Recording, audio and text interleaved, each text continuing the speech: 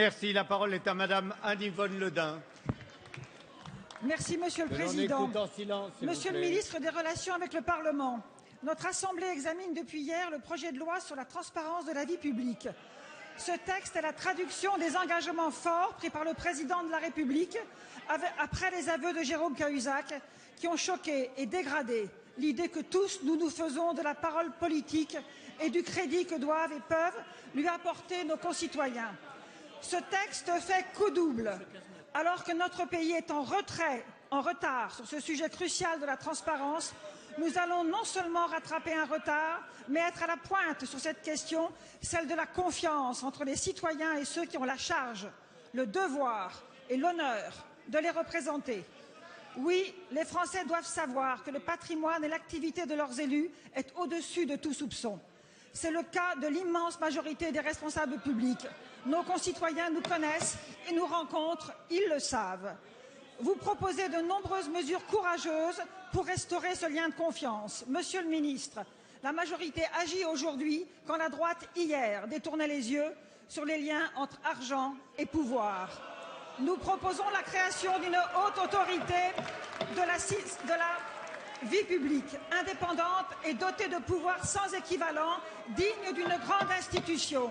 Nous voulons, nous, rendre publiques toutes les déclarations d'intérêt, non seulement des élus, mais aussi des responsables institutionnels. L'UMP est contre, car elle préfère les secrets et les arbitrages sur mesure. Or, nous avons construit un texte qui trouve un équilibre juste entre publication et respect de la vie privée, un texte qui crée des sanctions contre ceux qui mentiraient et donc trahiraient la confiance du peuple. Monsieur le ministre, l'opposition puérile de l'UMP, fabriquée à coups de dizaines de milliers d'amendements, prouve que dans cet hémicycle, nous ne sommes pas tous prêts à entrer dans une nouvelle ère. Pouvez-vous nous dire comment la droite, la loi sur la transparence de la vie publique va transformer notre... La parole est à Monsieur Alain Vidalis, ministre délégué et chargé des relations avec le Parlement.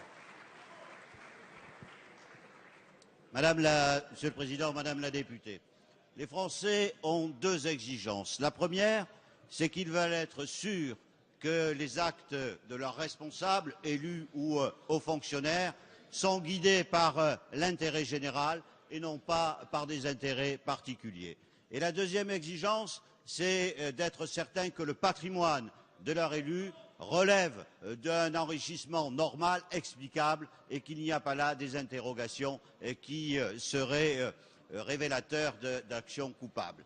Par rapport à ces deux objectifs, que les Français partagent, et on peut l'ignorer, mais la réalité aujourd'hui, c'est qu'il y a une crise de confiance réelle entre les Français et leurs représentants, et que ce n'est pas la première fois qu'elle se révèle, puisque le président Nicolas Sarkozy avait demandé un rapport, le rapport Sauvé, qui avait abouti à une proposition, à un projet de loi de M. Sauvadet, dont une partie des dispositions sont dans le texte que nous reprenons. La grande différence entre la majorité d'hier, la droite et la gauche, c'est que la droite a demandé un rapport, a fait un projet et n'a jamais rien fait.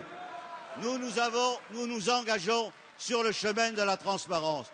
Oui, il y aura 7500 responsables publics dont la déclaration d'intérêt sera accessible. Oui, les citoyens pourront consulter les déclarations de patrimoine. Oui, nous allons donner à ces citoyens un nouveau droit qui est celui d'être des lanceurs d'alerte. Oui, demain, il sera interdit de disperser des sommes au bénéfice de micro-partis qui n'apportent rien à la démocratie en général et beaucoup à certains en particulier.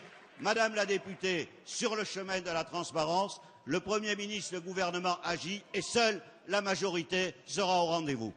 Merci, Monsieur le ministre.